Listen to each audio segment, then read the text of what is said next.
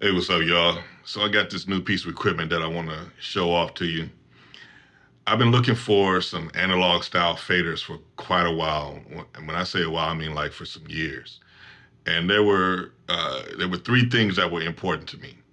One was I wanted them to be motorized, and then two, I really wanted a solution that was fully integrated with my DAW. And the last thing is I wanted to be able to use the faders to adjust my volume as well as my sends. And I just couldn't find something that, really satisfied all three of those things. So I never, even though I looked at many options, I never really pulled the trigger. But recently, I saw some videos. Some of the guys that make the Cubase videos were showing off the Softube Console 1 Fader Mark III. And that really seemed like it checked all the boxes for me. So I pre-ordered it, and I've had it now for a few days, and I just want to show you guys how I'm using it. I'm not using all the features, but the things that are important to me, I kind of wanted to show you. So first of all, I'm going to open a session here in Cubase. And this is a session for a piece of music from my upcoming project, Cinescapes 2. It's called Winds of Intrigue. And this is going to be the session I'm going to use to kind of show you how the fader works. So the first thing that you'll see is when the session opens up, the console will come alive. So you see, as soon as the session opened up, the faders kind of went to the position that they are set to in my session. So this is a 10 track, 10 channel fader. So you'll see it's showing 10 tracks at a time from my session. And I can page through all the tracks in the session. This isn't a very big session, so, there's not that many tracks. But this is a quick way to just kind of page 10 tracks at a time. Now, one of the things I wish it did was show you in Cubase as you're scrolling through, as you're paging through these tracks, to show you something in Cubase, like scroll through the tracks in Cubase so you can kind of see where you are. That doesn't happen, but that's okay. But it's something that I wish that integration happened. You'll see too that the track names are shown here. The color of each track is shown here. The volume. If I were to play this now, this is a Dolby Atmos track, and you don't really see the meters unless it's a track that's being routed to the bed. But I'll just play this here, and you'll see in Cubase the meters for these two tracks here, pulsating synth and sequence. And if I page over here, you'll see these the meters in the console fader as well. So and this display is just brilliant. When I was watching some videos, the Cubase videos where they were showing this off, they were talking about how nice the display was, but really in person, it's really, really brilliant. So now I can use this to adjust the faders in my session. Now, if I select this track here, if I just press these knobs here, you can see the track is being selected in Cubase, right? And I can adjust the faders for any of the 10 tracks that the console has in view right now. So I can adjust my bass track. I can adjust my strings volume. And it feels really good. It's really responsive, and you'll see, it's as I'm moving the fader up and down on the console, it's showing in Cubase. It's pretty instantaneous. And I'm adjusting the volume because these knobs over here, I have the volume selected. So this is basically telling the console fader, when I use the faders here, I want it to adjust the volume. But I can adjust also up to 10 sends. So these knobs here will tell tell it which sends I want to adjust. So I can press send one, and you'll see as soon as I pressed send one, the fader is adjusted to the send levels for send one on the tracks that are visible right now.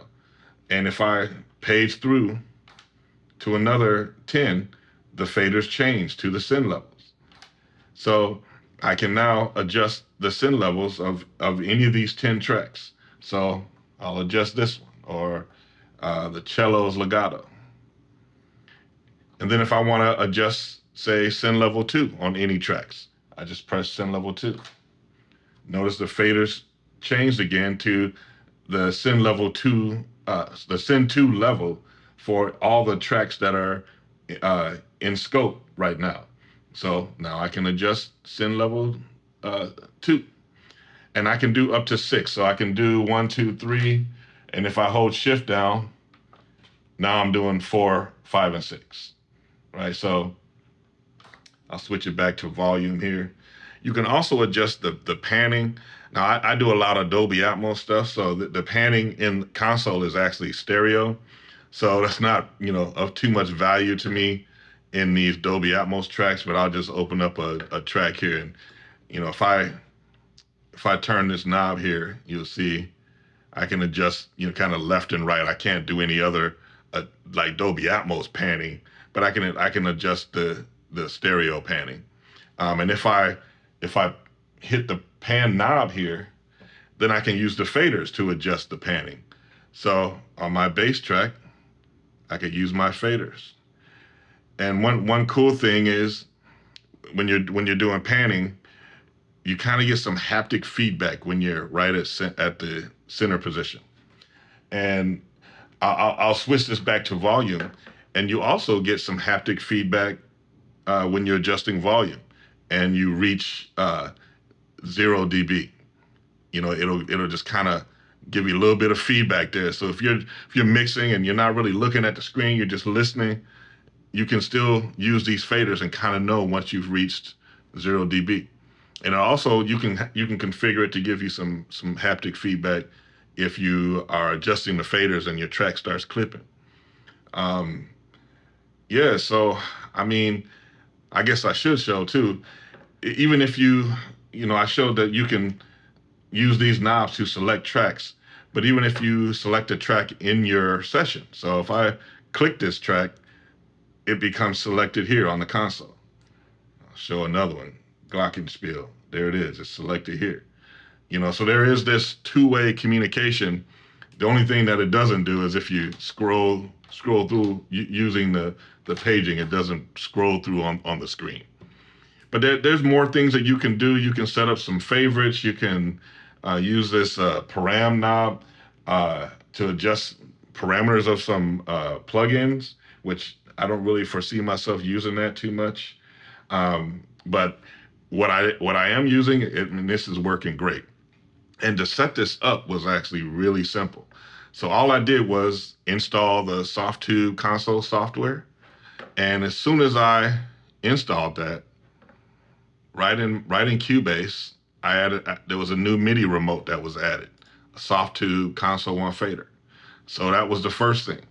And then the second thing was I had to go into the settings on the console fader itself. And you could do it right on the screen here. You'll see this little view of the settings, or you can press this button here and it'll come into display. So that's what I did here. I just pressed the display button so it'll show on the screen on my monitor here. And then I had to scroll through these settings until I got to the DAW settings and this one here, the Cubase MIDI remote integration. And you'll notice it says beta. So this, I guess, isn't fully baked yet, but it seems to be working really well. And I just had to make sure this was checked. As long as I had both of those things happening, it worked well. And it just, the integration worked great. So all three of my important things, the faders are nice and motorized. It's fully integrated with Cubase, and I can use the faders to adjust volume and sends. So I'm good, and this is working great. The kind of downside is that it's kind of expensive, you know, because it's brand new. You know, probably if I waited a little while, the price would go down. But this, I've been looking for something like this for a long time, and once I saw this, I was like, man, I have to get this thing. So I'm glad I got it. So yeah, I just wanted to show you all this new piece of equipment I got, and that's about it.